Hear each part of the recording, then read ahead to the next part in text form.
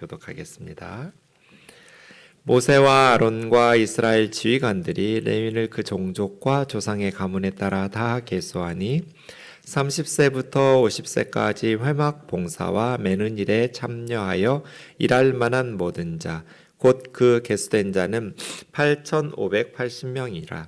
그들이 할 일과 짐을 매는 일을 따라 모세에게 계수되었으니 여호와께서 모세에게 명령하신 대로 그들이 계수되었더라. 아멘. 새해를 시작하면서 우리는 민수기 말씀을 묵상하기 시작했습니다. 이것이 하나님의 메시지인 것 같다는 생각을 해보았습니다. 민수기의 원래 성경 이름은 광야에서입니다. 베미드바르. 미드바르가 광야거든요. 배는 어디 안에서, 광야 안에서. 이게 민수기의 원래 성경 이름이에요. 광야에서. 지난해부터 계속해서 전 세계의 경제적인 침체와 위기와 어려움을 전문가들이 계속해서 예고하고 있어요. 2023년은 쉽지 않은 해가 될 거다. 경제적으로도 어렵고 대부분의 나라들이 굉장히 힘든 시기가 될 것이다 라고 이야기하고 있습니다. 광야 같죠. 광야에서 생존하는 것 쉽지 않죠. 그래서 광야에서라는 원래 성경 이름을 가지고 있는 민수기를 시작하는 말씀으로 우리가 매일 성경이라는 큐티 교재에 따라서 말씀 묵상을 시작한 것이 의미가 있겠다 이런 생각을 해봅니다. 쉽지 않은 한 해가 예상되고 있지만 하나님의 말씀을 통해서 지혜와 영적인 통찰력을 얻어서 말씀으로 또 믿음으로 승리하는 복된 새해가 되기를 주의 이름으로 축원합니다. 민수기에는 두 번의 인구조사가 나와 있다고 주일에 우리가 말씀드렸습니다. 1장에서 4장까지 여기는 출애굽한 출애굽 1세대의 인구조사입니다. 출애굽 직후에 시내 광야에서 한 1년쯤 지났을 때 애굽에서 나온 지 1년 후의 인구조사거든요. 그 다음 26장에 보면 이제 40년 광야 생활을 마무리하고 1세대들은 거의 광야에서 죽었고 광야에서 태어난 그래서 이제 요단강을 건너서 가나안 땅에 들어가야 될 출애굽 2세대들, 신세대들이라고 할 수 있겠죠. 신세대들의 인구조사의 내용이 26장에 기록되어 있습니다. 이렇게 두 번에 걸쳐서 인구조사한 내용이 기록되어 있기 때문에 민수기, 백성의 숫자를 기록한, 그래서 영어로 Numbers 이런 이름을 가진 성경이 되었다고 우리가 살펴보았습니다. 민수기 2장 32절 33절 우리 좀 같이 읽겠습니다. 시작. 이상은 이스라엘 자손이 그들의 조상의 가문을 따라 계수된 자니 모든 진영의 군인 곧 계수된 자의 총계는 60만 3,550명이며 레위인은 이스라엘 자손과 함께 계수되지 아니하였으니 여호와께서 모세에게 명령하심과 같았느니라. 그러니까 이스라엘 백성이 모든 전쟁에 참여할 수 있는 군인들의 숫자 20살 이상의 전쟁 참여한 남자들의 숫자를 계수해 보니까 60만 3,550명이었어요. 그 전쟁에 나갈 군인들의 숫자에 성막에서 봉사해야 될 제사장과 레위인들은 제외시켰어요. 하나님의 일을 위해서 따로 분류해 놓은 거예요.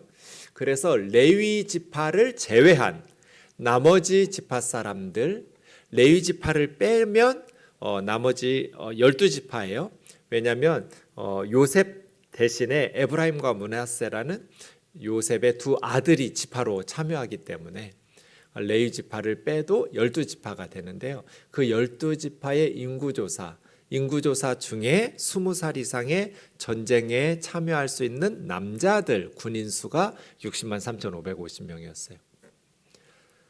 40년 광야 생활 끝나고 26장에서 출애굽 2세대들의 인구조사를 해봤더니 60만 1,730명이었어요.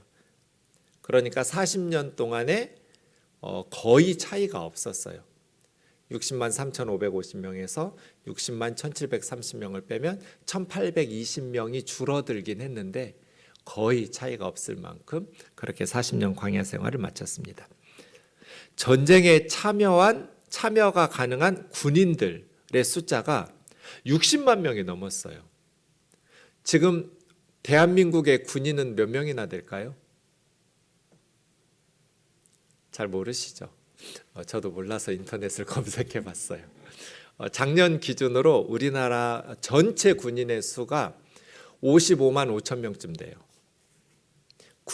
육군이 42만 명이고요. 해군이 7만 명쯤 되고요. 공군이 6만 5천 명쯤 돼서 육해 공군을 포함해서 지금 55만 5천 명 정도.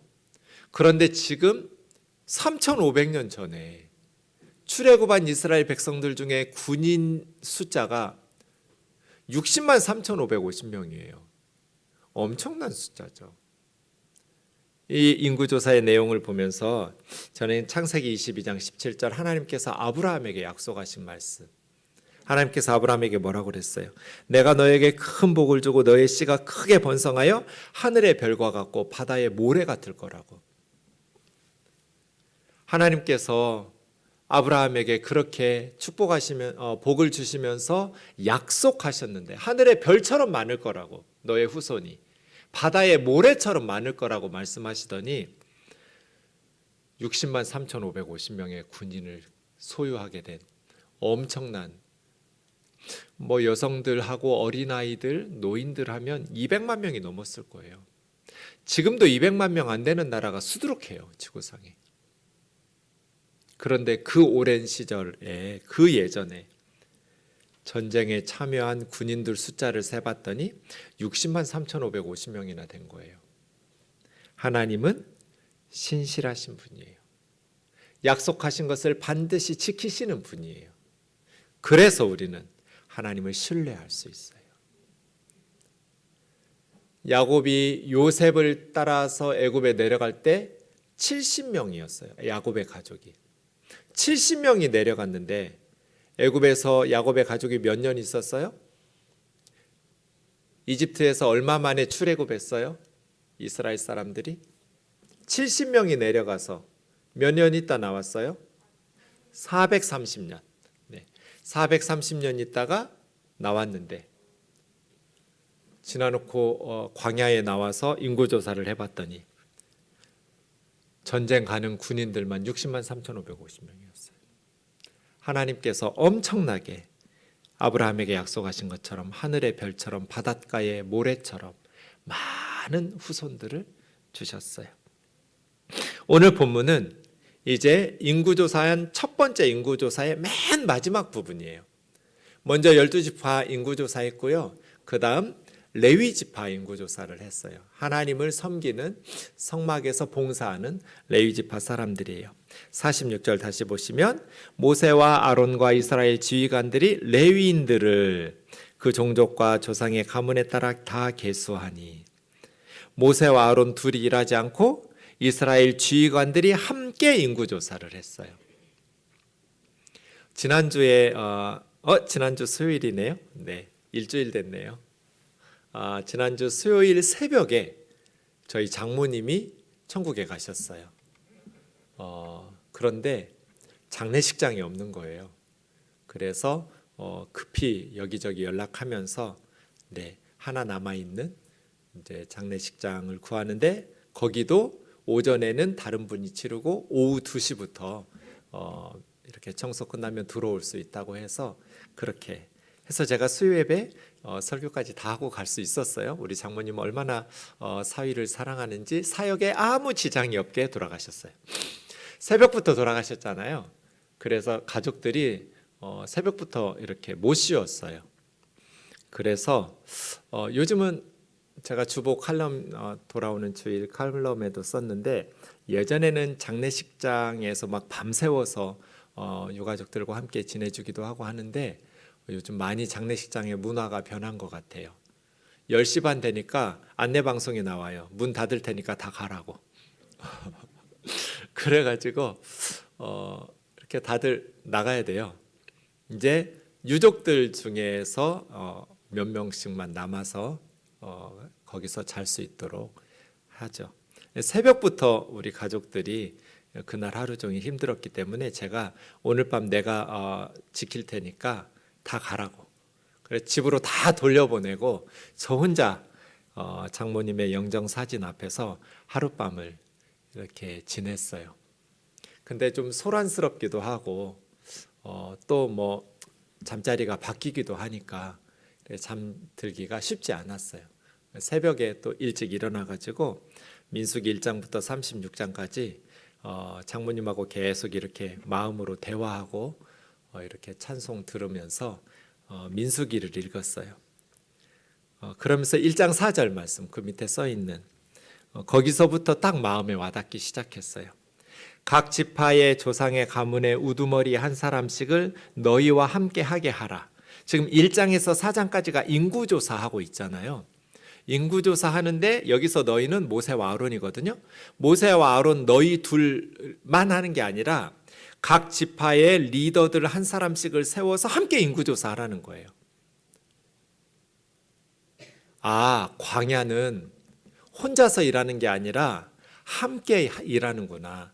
너희와 함께 하게 하라. 광야같이 힘든 인생길은 그냥 평탄한 길은 혼자 걸어도 돼요. 그런데 힘들고 어려운 광야길은 함께 걸어가는 거예요. 그렇게 함께 걷다 보면 덜 힘들고 서로 도와가면서 생존이 가능하게 되는 것이죠.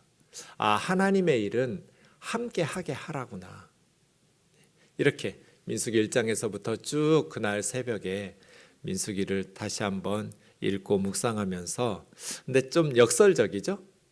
저에게 가장 든든한 영적인 동역자인 우리 장모님을 데려가신 그날에 함께 하게 하라고 그러잖아요. 하나님의 일은 동역하는 거라고, 혼자서 하는 게 아니라 함께 하는 거라고.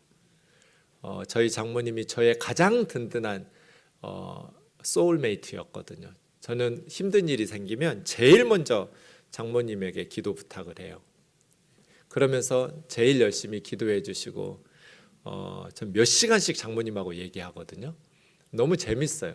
하여간 모든 게 장모님하고 저하고는 맞는 사람이에요. 좋아하는 음식도 똑같고 뭐 취미도 다 똑같아요. 그래가지고 맛있는 거 먹어가면서 장모님하고 저하고 둘이 만나면 몇 시간씩 얘기를 나누었어요. 근데 시간이 금방 지나가요. 너무 재밌어요. 그런 내 영혼의 동역자를 하나님이 데려가신 날, 민수기 1장 4절에서 너희와 함께 하게 하라고. 하나님의 일은 함께 하는 거라고. 특별히 광야를 걸을 때는 함께 걸어야 된다고. 1장 4절뿐 아니에요. 이런 시각으로 제가 1장 4절에서 이 말씀을 탁 가슴에 박혔잖아요. 못이 박히듯이. 그리고 나서 민수기를 36장까지 쫙 읽는데 이 함께 하는 것이 민수기에서 굉장히 중요하게 다루는 주제 중에 하나구나. 이런 것들을 의식하면서 읽게 되었어요. 그리고 그 함께 하는 것들을 회방하는 사건들이 광야에서 계속 일어나는 내용들을 보면서 하나님의 일은 함께 하는 것. 46절도 보세요. 모세와 아론과 이스라엘 지휘관들이 함께 이러잖아요. 모세와 아론 둘이 하지 않고 혼자서 하지 않고 이스라엘 지휘관들과 함께. 그래서 하나님의 일을 동역자들과 함께 하는 것이다 라는 것을 볼 수 있습니다. 우리도 무슨 일이든지 함께. 예수님도 보시면 한 사람만 보내면 될 것 같은데 둘이 보낼 때가 많죠. 낙이 끌어오는데 성인인데 예수님 제자들이 다 혼자 가면 되죠. 근데 왜 굳이 둘이나 보내요? 낙이 한 마리 끌어오는데 그것도 낙이 새끼 한 마리. 둘씩 보내요. 전도 보낼 때도 둘씩 짝지어서 보내요. 그렇게 함께 섬기는 것이죠. 47절 그렇게 30세부터 50세까지 회막봉사와 매는 일에 그러니까 이제 성막에서 일할 만한 모든 자를 계수해 봤더니 8,580명이었어요. 레위인들이. 아까 말씀드린 것처럼 다른 지파는 전쟁에 참여 가능한 20살부터 인구조사했잖아요. 그런데 성막에서 봉사하는 레위인들은 30살부터 50살까지 10년 동안 더 준비 기간을 두었어요. 주일에 우리가 자세히 살펴보았지만 성막에서 예배를 봉사하고 하나님을 섬기는 일은 다른 전쟁터에 나가는 것이나 다른 일들보다 훨씬 더 중요하기 때문에 10년간의 준비 기간이 더 필요한, 더 성숙한 나이에 일을 시작하도록 하셨어요. 30살부터 50살까지. 그래서 우리에게도 뭐 50살까지만 하나님을 섬기는 건 아니죠. 그때까지 성막에서 봉사하고 그 다음 은퇴해서 죽을 때까지 하나님 섬기는 거죠.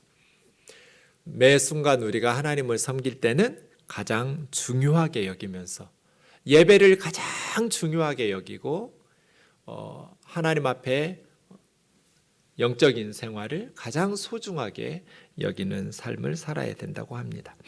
마지막 49절 보시면 그들이 할 일과 짐을 매는 일을 따라 모세에게 계수되었으니 여호와께서 모세에게 명령하신 대로 그들이 계수되었더라.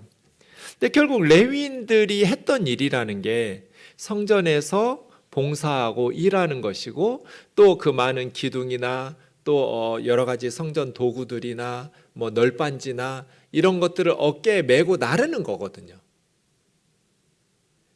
그 레위인들 이스라엘 사람들이 1년 전에 애굽에 있을 때 하던 일이에요. 애굽에 있을 때 이스라엘 백성들은 노예였잖아요. 지겹도록 일하고 짐을 매 날랐잖아요. 노예들이니까요. 그런데 노예에서 해방되어서 홍해바다 건너왔는데 광야에서 레위인들이 하는 일이 뭐예요? 애굽에서 했던 일이에요. 짐 메고 나르는 일. 뭔가 나왔으니까 하는 일의 종류가 달라지지 않았어요. 노예로 살던 애굽에서 하던 일과 동일한 일이에요. 네. 그래서예요. 일의 종류가 달라진 게 아니라 누구를 위해서 일하는가 일의 목적이 달라졌어요. 그래서 인생에서 가장 중요한 것은 누구를 위해서 살다가 누구를 위해서 죽느냐 하는 거예요. 무엇을 했느냐 이게 중요한 게 아니라 그 일을 누구를 위해서 했느냐는 거예요. 목사가 됐다고 그래서 다 하나님 일 한 거 아니에요. 목회를 하면서도 자기 자신의 야망과 자기 자신의 목적을 위해서 하는 사람들도 많아요. 무슨 일을 했느냐 일의 종류보다 더 중요한 것은 누구를 위해서 살았느냐는 거예요. 얼마나 건강하게 오래 살았느냐보다 더 중요한 것은 누구를 위해서 살다가 죽었느냐예요. 누구를 위해서 살다가 죽었느냐. 창세기 8장에 보면 노아 방주에서 나온 본문이에요. 방주에서 노아의 가족 몇 명이었어요? 방주에 들어간 사람이 몇 사람이에요? 8명이죠. 노아와 노아의 아내 그리고 노아의 세 아들 셈, 함, 야벳과 세 며느리. 그래서 4커플이에요. 아버지 어머니와 아들 3커플에서 전체 8명이 노아 방주에 들어갔어요. 그리고 짐승들 물고기는 들어갔어요? 안 들어갔어요? 안 들어갔어요. 물고기는 홍수가 나도 물에서 살 수 있었으니까 그랬나 봐요. 물고기를 제외하고 새들 또 땅 위의 짐승들이 정결한 짐승은 7쌍씩 14마리 들어간 거예요. 부정한 짐승은 한 쌍씩 2마리씩 들어간 거예요. 정결한 짐승이라는 것은 하나님 앞에 제사로 바치는 짐승이에요. 그렇게 각 종류별로 짐승들도 새들도 다 들어갔어요. 그리고 나서 방주에서 얼마 동안 있었을까요? 1년 있었어요. 약 1년. 365일 좀 더 며칠 더 있게 방주에 있었어요. 여러분 방주 안에서 1년 살라고 그러면 재밌을 것 같으세요? 지루할걸요? 그지 않았을까요? 뭐 우리가 유럽이나 아프리카나 뭐 미국이나 비행기 타고 갈 때 한 10몇 시간씩 가잖아요. 근데 비행기 안에 요즘은 얼마나 영화도 볼 수 있고 음악도 들을 수 있고 뭐 밥도 주고 그런 것들을 다 제공하는데도 10몇 시간 동안 비행기 타고 가는데 지루하고 힘들죠. 근데 TV도 없어요. 영화나 음악도 못 들어요. 1년 동안 뱃속에서 지내야 돼요. 지루하고 힘들었을 거예요. 근데 어쨌든 방주 밖에 있는 사람들과 짐승들은 죽임을 당할 때 물고기 빼고 방주 안에 있는 짐승들 살아남았잖아요. 그게 이제 방주인데요. 19절에 보면 하나님께서 방주에서 나오라고 해서 땅 위에 있는 동물 곧 모든 짐승과 기는 것 모든 새도 종류대로 방주에서 나왔더라. 방주에서 나왔어요. 1년여 만에. 노아가 여호와께 제단을 쌓고 모든 정결한 짐승과 모든 정결한 새 중에서 제물을 취하여 번제로 제단에 드렸더니 무슨 말이에요? 방주에 들어가서 1년 동안 버텨가지고 살아남았는데 나오자마자 죽었어요. 정결한 새들, 정결한 짐승들 모든 종류별로 하나님 앞에 감사 예배 드린 거죠. 번제라는 건 다 불태워서 바치는 거예요. 올라라고 하는데 나 그대에게 모두 드리리, 그 가사 그대로 그게 번제예요. 모든 것을 태워서 바치는. 그러면 뭐 예컨대 양이라고 해보세요. 방주 밖에 있던 양들은 다 죽었어요. 그런데 방주에 들어가서 1년 동안 지루하고 힘든 시간을 잘 보내면서 살아남았어요. 그런데 이 양은 방주에서 나오자마자 죽었어요. 그렇게 힘들게 1년 동안이나 방주 속에서 버텼었는데 나오자마자 죽었네요. 똑같아요. 얼마나 오래 살았느냐, 뭐 하면서 살았느냐보다 중요한 것은 누구를 위해서 죽느냐예요. 누구를 위해서 살다가 누구를 위해서 죽는가. 이 레위 사람들, 이스라엘 사람들 애굽에서 죽도록 어깨에 짐 짊어지고 메었어요. 어깨 메고 짐들 날랐어요. 근데 출애굽했는데 광야에서도 똑같은 일을 해요. 일의 종류가 달라지지 않았어요. 어깨에 메고 날라요. 그런데 애굽에서는 누구를 위해서? 바로를 위해서 살았어요. 그런데 지금 광야에서는 하나님을 위해서 일해요. 우리도 똑같아요. 누구를 위해서 사느냐? 하는 일이 다른 게 아니에요. 의미 부여가 다른 거예요. 목적이 다른 거죠. 세 사람이 똑같은 일을 하고 있었어요. 돌 깨고 있어요. 첫 번째 사람한테 물었어요. 뭐 하고 계세요? 보면 모르세요? 나 지금 돌 깨고 있잖아요. 두 번째 사람한테 물었어요. 아저씨 지금 뭐 하세요? 보면 모르세요? 나 지금 돈 벌고 있잖아요. 세 번째 사람한테 물었어요. 아저씨 지금 뭐 하세요? 나 지금 예배당 짓고 있어요. 어느 교회당 짓고 있는 공사 현장에 똑같은 일을 하는데 한 사람은 돌 깨고 있고요. 한 사람은 돈 벌고 있고요. 한 사람은 하나님의 성전을 짓고 있어요. 일은 같아요. 똑같은 교과서로 똑같은 공부해요. 그런데 누구를 위해서 하느냐는 거예요. 그건 달라요. 의미 부여가 다른 거죠. 그럼 그 사람의 삶이 다른 거예요. 똑같은 교과서로 똑같은 공부를 해도 누구를 위해서 공부하냐는 거예요. 무엇을 위해서? 목적이 뭐냐? 그게 달라요. 그리스도인들은. 하나님을 위해서 살라니까 다 신학교 가서 목사 되라는 거 아니에요. 하나님을 위해서 사는 것은 삶의 의미 부여가 달라지는 거예요. 직업을 바꾸는 게 아니라 로마서 14장 8절 우리 같이 읽겠습니다. 시작. 우리가 살아도 주를 위하여 살고 죽어도 주를 위하여 죽나니 그러므로 사나 죽으나 우리가 주의 것이로다. 우리는 살아도 누구를 위해서? 주님을 위해서. 죽어도 누구를 위해서? 주님을 위해서. 먹든지 마시든지 무엇을 하든지 주님의 영광을 위해서. 제가 주님의 영광을 위해서 사는 게 어렵게 해석되면 주님을 기쁘시게 하기 위해서로 바꾸라고 그랬죠. 먹든지 마시든지 무엇을 하든지 주님을 기쁘시게 하기 위해서, 주님의 영광을 위해서 하라는 거예요. 주님이 기뻐하시지도 않는데 밥은 뭐하러 먹어요? 주님이 기뻐하시지도 않는데 물은 뭐하러 마셔요? 먹든지 마시든지 무엇을 하든지 살아도 주를 위하여 살고 죽어도 주를 위해서 사나 죽으나 우리는 주님의 것이다. 우리는 예수님의 것이다. 예수님이 우리를 십자가에다 값을 주고 생명을 바쳐서 우리를 샀잖아요. 우리는 예수님의 것이에요. 주님의 것이에요. 사나 죽으나 우리는 예수 그리스도를 위해서 살아요. 하는 일이 다른 게 아니에요. 애굽에서 했던 똑같은 일 해요. 똑같이 일하고 똑같이 어깨에 짐 짊어지고 날라요. 그런데 목적이 달라졌어요. 의미 부여가 달라졌고 누구를 위해서 하느냐가 달라졌어요. 살아도 주를 위해서 살고 죽어도 주를 위해서 죽는다. 그럼 구체적으로 어떻게 해야 주님을 위해서 살고 주님을 위해서 죽는 것일까요? 빌립보서 1장 20절에 24절 보겠습니다. 나의 간절한 기대와 소망을 따라 아무 일에든지 부끄러워하지 아니하고 지금도 전과 같이 온전히 담대하여 살든지 죽든지 내 몸을 통해서 그리스도가 존귀하게 되게 하려 하나니.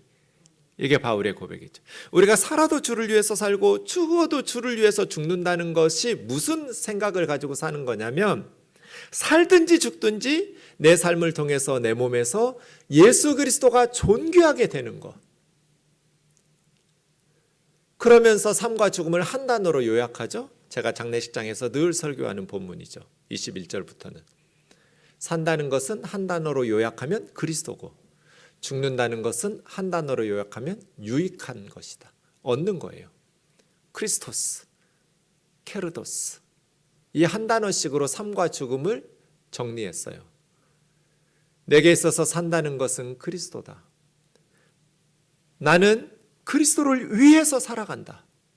그리스도 때문에 살아가고 살든지 죽든지 내 몸에서 그리스도가 존귀하게 되는 것이 내 삶의 이유고 목표다. 2023년 나는 예수 그리스도를 위해서 산다. 예수 그리스도를 높이고 예수 그리스도를 존귀하게 만들기 위해서 나는 혼신의 힘을 다하면서 살아간다. 그것이 내 삶의 비전이고 내 삶의 목표라고. 나는 그리스도를 위해서. 그렇게 살다가 죽는 것은 사망, 사멸, 망하고 없어지는 것이 아니라 사득, 얻는 것이다. 케르도스, 유익하다는 거, 얻는다는 거예요. To die is gain. 천국을 얻는 거예요. 죽는 것은. 그래서 식구들 다 집에 보내고 저 혼자 밤새도록 장모님의 영정사진 앞에서 제가 수백 번 나는 너무 힘들고 너무 허전하고 너무 마음이 슬픈데 장모님 영정사진 보면 환하게 웃고 계시잖아요. 그래 제가 약오르기도 하고 어머니는 좋겠다고 그렇게 사모하던 예수님 만나서 너무 부러운 거예요. 한편으로는. 그리스도인들에게 죽음은 망하는 것, 잃어버리는 것이 아니라 유익한 거예요. 그래서 최고의 선물이에요. 죽음 자체가 선물이라는 것이 아니라 죽음의 문을 열고 들어가고 그 다음에 우리에게 그리스도인들에게 주어지는 것이 최고의 선물이에요. 삶이란 그리스도요. 죽음이란 유익한 것이다. 그런데 삶이 그리스도라는 것이 무엇인지를 그 다음 설명하고 있어요. 육신으로 사는 것은 내일의 열매를 의미한다. 그냥 단순히 사는 것, 오래 사는 것, 잘 먹고 잘 사는 것, 세상 사람들이 부러워하는 업적을 이루면서 사는 것, 이게 아니고 나에게 있어서 살아있다라는 것은 주님이 기뻐하시는 존귀하게 되는 열매 맺는 것을 의미한다. 그냥 시간만 길게 사는 것이 아니라 뭔가 영적인 열매를 맺어가면서 사는 때 내 삶의 의미가 있다. 그런데 뭘 선택해야 될지 모르겠다. 왜냐하면 23절 이 세상을 떠나서 천국에 가서 그리스도와 함께 사는 것이 훨씬 더 좋은 일이기 때문에 그리스도인들은 이런 생각을 가지고 있어야 돼요. 사는 것도 좋은 일이지만 죽는 게 훨씬 더 좋은 일이에요. 예수 믿는 사람에게는. 그렇죠? 네. 훨씬 더 좋은 일이기 때문에 나는 그리스도와 함께 하고 싶을 소망이 더 큰데 육신으로 살아서 남아있는 것이 교회와 성도들을 위해서 더 유익할 것이기 때문에 둘 사이에 끼어서 고민스럽다는 거잖아요. 바울이. 내 마음으로는 주님 앞에 빨리 가고 싶은데 또 다른 한편으로 생각해 보면 내가 좀 더 살아있는 것이 교회와 성도들에게는 유익할 테니까. 자, 그럼 살아도 주를 위해서 살고 죽어도 주를 위해서 죽느니 살아서 주를 위해서 산다는 건 뭐예요? 나에게 있어서 삶이란 그리스도다. 이것의 구체적인 의미는 뭐예요? 열매를 맺는 것이고, 그 열매를 맺는 건 뭐예요? 성도들에게 유익한 삶을 사는 거예요. 하나님의 나라를 위해서 유익하게 살아가는 건 말이에요. 지난 시간에 우리가 데메드리오와 으뜸되기를 좋아하는 그러한 디오드레베를 보았잖아요. 디딤돌이 될 서로를 건덕 세워주는 그러한 신앙생활을 하는 데메드리오 같은 사람이 있고, 으뜸되기를 좋아하면서 다른 사람들을 힘들게 하고 교회를 어지럽히고 고통스럽게 하는 그런 디오드레베 같은 사람, 걸림돌이 되는 사람이 있다고 그랬잖아요. 서로를 세우는, 그래서 교회를 유익하게 하고 다른 자매 형제들을 유익하게 하는 열매 맺는 삶, 이것이 그리스도를 위해서 사는 거예요. 우리가 예수님한테 뭐 짜장면을 사드릴 수 있어요, 뭐 신발을 사드릴 수 있어요. 우리가 예수님을 위해서 살고 싶은데 살아도 그리스도를 위해서 살고 예수님에게는 할 수 있는 게 아무것도 없어요. 그럼 사도 바울은 어떻게 그리스도를 위해서 산다고 그랬어요? 내 몸을 통해서 그리스도가 존귀하게 되기를. 어떻게 해요? 너희를 위하여 더 유익하게, 교회를 유익하게, 이 세상을 복음으로 유익하게 더 서로 세워가면서 성도들에게 선한 영향력을 미치면서 값지게 살아가는. 네, 나는 지금 누구를 위해서 살고 있는가? 먹든지 마시든지 무엇을 하든지 주님을 위해서 교회를 유익하게 하고 세상을 유익하게 하고 선한 열매를 맺어가는 복된 삶, 값진 인생 살아가는 2023년에 우리 우면동 교우들 되기를 주의 이름으로 축원합니다.